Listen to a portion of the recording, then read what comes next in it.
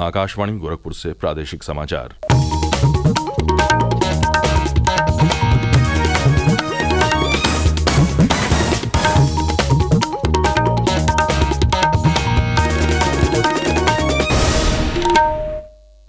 नमस्कार, समाचार बुलेटिन के साथ मैं विकास राय। पहले मुख्य समाचार। प्रधानमंत्री नरेंद्र मोदी ने परीक्षा पे चर्चा कार्यक्रम में छात्रों, अभिभावकों और शिक्षकों के साथ की बातचीत, परीक्षा को लेकर दिए महत्वपूर्ण और उपयोगी सुझाव। प्रधानमंत्री ने कहा कि प्रतिस्पर्धा और चुनौतियां जीवन में प्रेरणा का काम करती हैं, लेकिन प्रतिस्पर्धा स्वस्थ होनी चाहिए। अयोध्या के श्रीराम जन्मभूमि मंदिर में सप्ताह भर में 15 लाख से अधिक भक्तों ने किए रामलला के दर्शन। मुख्यमंत्री योगी आदित्यनाथ ने अयोध्या पहुंचकर दर्शन की व्यवस्था की ली जानकारी। और केंद्रीय विधि और न्याय राज्य मंत्री अर्जुन राम मेघवाल ने वर्चुअल माध्यम से लखनऊ के आयकर अपीलीय अधिकरण भवन का किया उद्घाटन।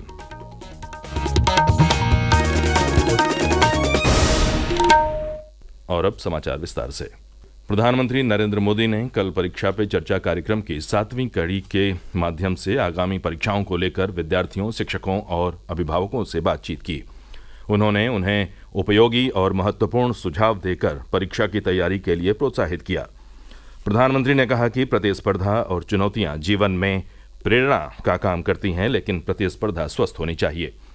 उन्होंने छात्रों को दूसरों से प्रतिस्पर्धा करने की बजाय स्वयं से प्रतिस्पर्धा करने को कहा। उन्होंने कहा कि कुछ अभिभावक अपने बच्चों के साथ रिपोर्ट कार्ड को अपने विजिटिंग कार्ड की तरह उपयोग करते हैं। ये अच्छी बात नहीं है। माँ बाप हर बार अपने बच्चों को कोसते रहते, तो फिर आपके दिमाग में भी यही एक मानदंड बन जाता है। कृपा करके माँ बाप इन चीजों से बचे।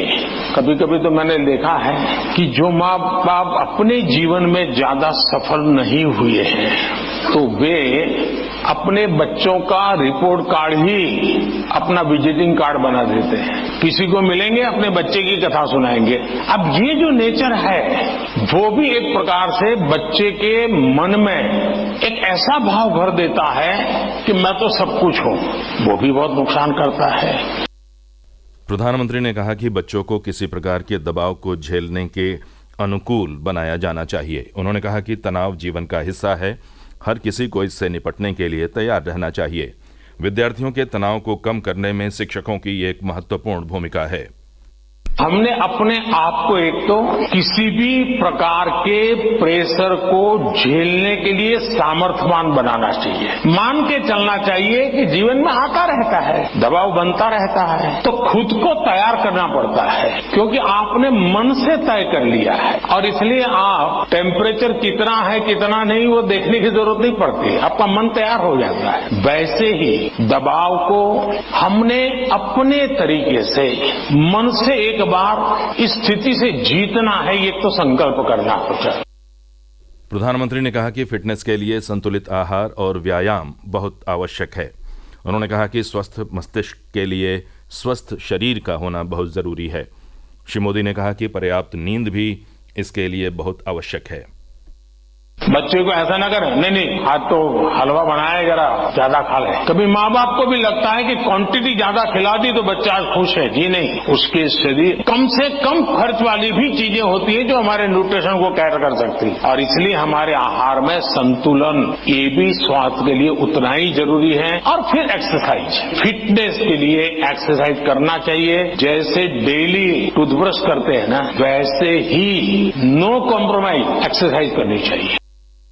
प्रधानमंत्री ने कहा कि विद्यार्थियों को निर्णय लेने की आदत विकसित करनी चाहिए। उन्होंने कहा कि भ्रम की स्थिति में इसे लेकर चर्चा करनी चाहिए और इसका समाधान तलाश कर आगे बढ़ने की आवश्यकता है। जो लोग रेस्टोरेंट के डाइनिंग टेबल पर निर्णय नहीं कर पाते हैं, वो कभी रेस्टोरेंट का या खाने का आनंद नहीं ले सकते हैं। आपको निर्णायक बनना पड़ता है। अगर आपकी माँ आपको डेली सुबह पूछे आज क्या खाओगे, और आपके सामने 50 वैरायटी बोल दे, आप क्या करोगे? घूम फिर करके आ जाओगे, रोज खाते हो वहीं बता के खड़े हो जाओगे। मैं समझता हूँ कि हमें आदत डालनी चाहिए कि हम निर्णायक बने। निर्णय लेने से पहले 50 चीजों को हम बारीकियां कर देखें, उसके प्लस माइनस पॉइंट देखें। केंद्रीय शिक्षा मंत्री धर्मेंद्र प्रधान ने कहा कि भारत युवाओं के नेतृत्व में एक विकसित राष्ट्र बनेगा। उन्होंने कहा कि परीक्षा पे चर्चा कार्यक्रम एक जन आंदोलन बन चुका है। प्रदेश भर के स्कूलों में कार्यक्रम का सीधा प्रसारण किया गया। प्रधानमंत्री से परीक्षा के गुरु मंत्र पाकर विद्यार्थी काफी उत्साहित दिखे। प्रादेशिक समाचार आप आकाशवाणी गोरखपुर से सुन रहे हैं। ये समाचार बुलेटिन हमारे YouTube channel AIR news Gorakhpur और ट्विटर हैंडल AIR न्यूज_GKP पर भी उपलब्ध है। अयोध्या के श्री राम जन्मभूमि मंदिर में श्री राम लला की प्राण प्रतिष्ठा के बाद से श्रद्धालुओं का हुजूम उमड़ रहा है। एक आकलन के अनुसार पिछले एक सप्ताह में 15 लाख से अधिक लोगों ने रामलला का दर्शन किया। मुख्यमंत्री योगी आदित्यनाथ ने कल अयोध्या पहुंचकर श्री राम जन्मभूमि तीर्थ क्षेत्र ट्रस्ट के पदाधिकारियों से मंदिर परिसर में व्यवस्था के संदर्भ में न सिर्फ जानकारी ली बल्कि खुद जमीनी स्तर पर उनसे मिली जानकारी को परखा। मुख्यमंत्री ने अधिकारियों को निर्देश दिया कि आने वाले समय में VIP हो या अन्य राम भक्त किसी को भी दर्शन में किसी प्रकार की असुविधा नहीं होनी चाहिए। उन्होंने दर्शनार्थियों से बातचीत कर फीडबैक भी लिया और हनुमानगढ़ी तथा श्री रामलला के दर्शन पूजन भी किए। केंद्रीय विधि और न्याय राज्य मंत्री अर्जुन राम मेघवाल ने कल वर्चुअली लखनऊ के आयकर अपीलीय अधिकरण भवन का उद्घाटन किया। लखनऊ के अवध विहार योजना शहीद पथ स्थित अधिकरण के इस नए अत्याधुनिक भवन का निर्माण CPWD द्वारा 24 करोड़ 38 लाख रुपए की लागत से किया गया है। इस मौके पर केंद्रीय मंत्री ने कहा कि आयकर अपीलीय अधिकरण जिस तरह से लोगों के विवादों का निस्तारण करता है उससे लोगों का जीवन आसान होता है।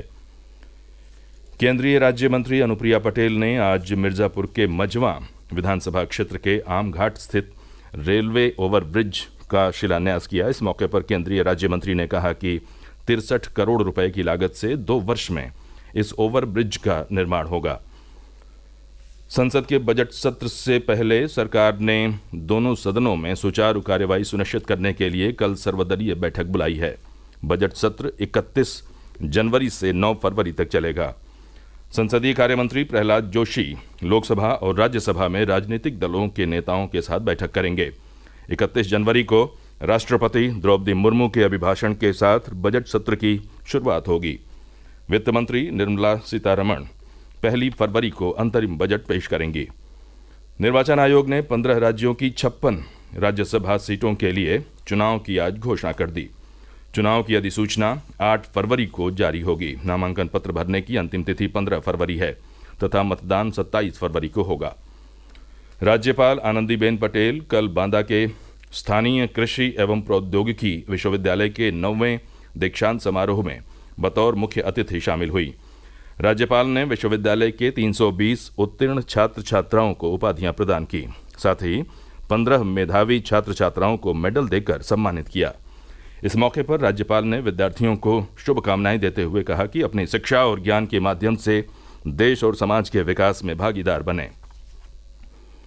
बहराइच के निबिया बेगमपुर में स्वयं सहायता समूह से जुड़ी महिलाएं उन्नति जैविक इकाई संगठन की मदद से सक्रिय रूप से जैव उर्वरक और जैव कीटनाशकों का उत्पादन कर रही हैं। प्रधानमंत्री नरेंद्र मोदी ने अपने मन की बात कार्यक्रम में इस स्वयं सहायता समूह की असाधारण पहल की सराहना की थी। समूह से जुड़ी एक सदस्य राम प्यारी के अनुसार महिलाओं ने गाय के गोबर से जैव उर्वरक और जैव कीटनाशक बनाने की प्रक्रिया सीखी है।